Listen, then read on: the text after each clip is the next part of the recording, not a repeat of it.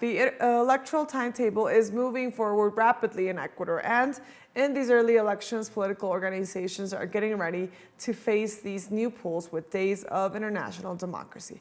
How do political parties and movements in Ecuador organize themselves to choose their candidates? Our correspondent has more.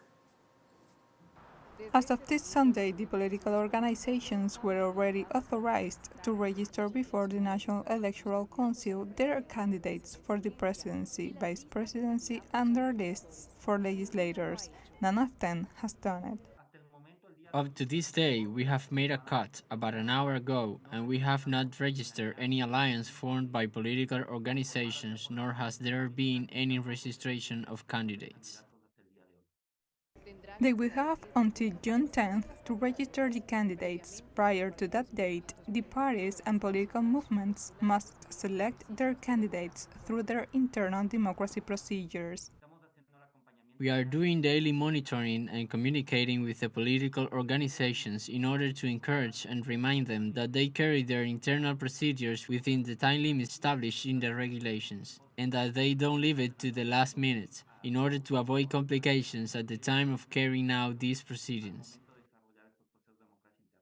According to the Constitution, parties and movements have three internal democracy options to select their candidates. Open primaries, in which all Ecuadorians may participate and vote for the pre-candidates selected by the organization. Closed primaries, in which all party adherents or affiliates may vote. Representative elections through internal bodies as provided by internal regulations. The clock is ticking. Political groups have until June 7th to develop their internal election processes. They recognize that this is a challenge.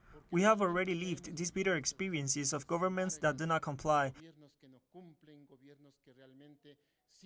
of governments that utilize social organizations. Therefore, what concerns us at this moment is to immediately reach a consensus on which candidacy,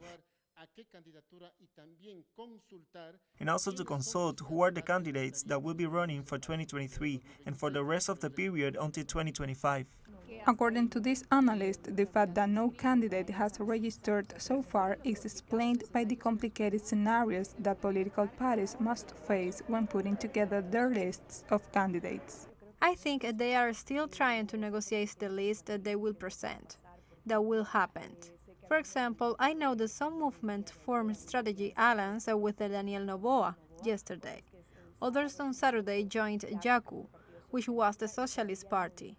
And there are still movements that have not yet decided who to join or who the presidential running teams will be. The decisions will have to be reached in the next 12 days. Once the requirements reviewed and the challenges resolved, the official list of candidates will be announced on Sunday, August 6th, and the general elections will be held on the 20th of that month. Elena Rodríguez, teleSUR Ecuador.